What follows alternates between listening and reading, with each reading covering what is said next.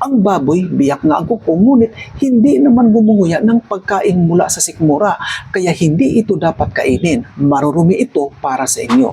Sino ang witness na ito? Hindi si Moses, hindi rin scientist, kundi ang mismong lumikha ng baboy, ang Diyos mismo. Pansinin mo, hindi sinabi ng Diyos na marumi ito dahil sa kapaligiran nito. Hindi rin niya ibinatay ang classification sa kalinisan ng pigiri, pagkain o maging sa latrine behavior. Ang batayan na ibinigay niya ay ang dalawang kriteria. Una, dapat biyak ang kuko. Pangalawa, ibinabalik ang kinain upang nguyain muli or choose the card. Ngayon, ano ba ang ibig sabihin ng choose the card? Dito pumapasok ang kaibahan ng ruminant at monogastric animals.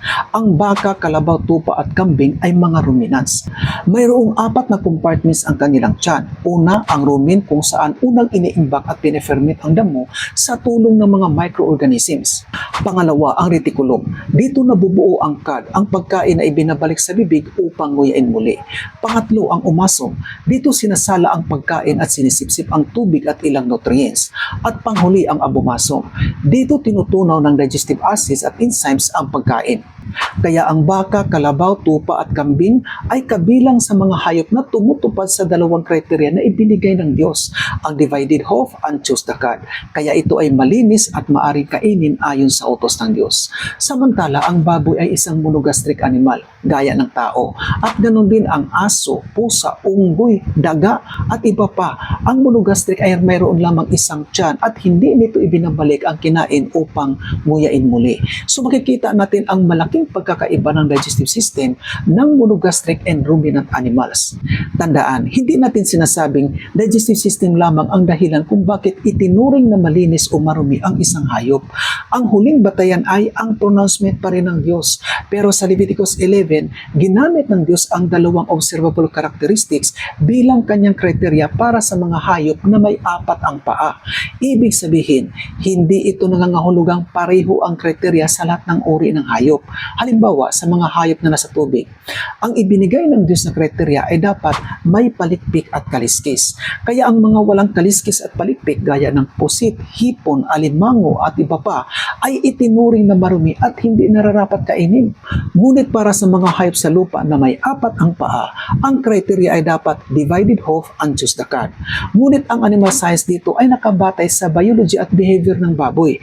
Kaya kung pinapaliguan ang baboy araw-araw, pinapakain ng malinis at maayos na pagpapalaki, ay maaring masusunod ang latrine behavior nito. Kaya sa ibang bansa, marami na rin ang nag-alaga ng baboy bilang isa sa mga pet nila. Kaya lang, ang batayan ng divine classification sa Leviticus 11 ay hindi kung gaano kalinis ang pigiri o ang paraan ng pagpapalaki ng baboy.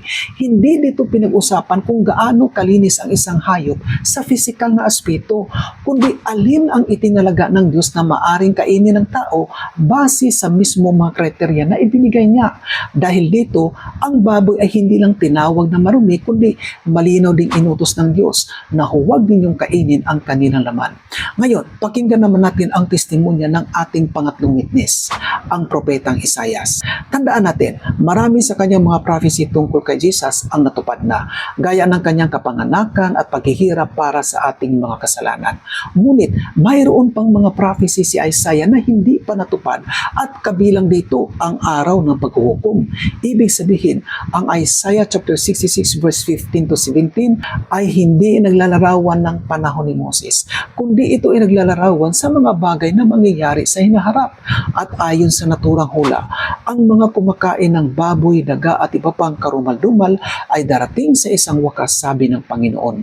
Kaya kung totoong inalis na ng Diyos ang distinction sa pagitan ng clean and unclean animals, bakit malinaw sa prophecy tungkol sa huling paghuhukom na ang Diyos ay nagbibigay ng babala laban sa mga taong patuloy sa pagsuway sa kanyang kalooban, kabilang ang pagkain ng mga ipinagbabawal ng hayop? Hindi ba ito isang divine warning na hindi dapat ipawalang bahala? Kaya sa dulo ng ating investigasyon, malinaw na hindi magkapareho ang tanong na sinasagot ng ating mga witnesses. Ang animal science ay naglalarawan ng biology at behavior ng baboy, samantala ang Leviticus 11 ay nagbibigay ng divine classification kung alin sa mga hayop ang maaring kainin at alin ang hindi.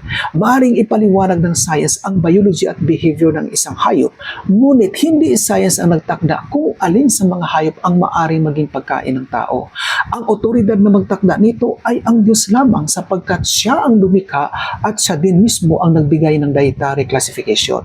Kaya sabi ni Paul, whatever you eat or drink, do all to the glory of God. Science can describe, but God alone has the authority to prescribe. Tandaan, ang kaligtasan ay sa biyaya lamang ni Kristo, hindi sa dietary laws. Ngunit ang biyayang yun ay hindi nagtuturo ng pagsuway, kundi ng isang buhay na handang magpasakop sa salita ng Diyos. The evidence is in, the witnesses have spoken, and God's word is the final authority.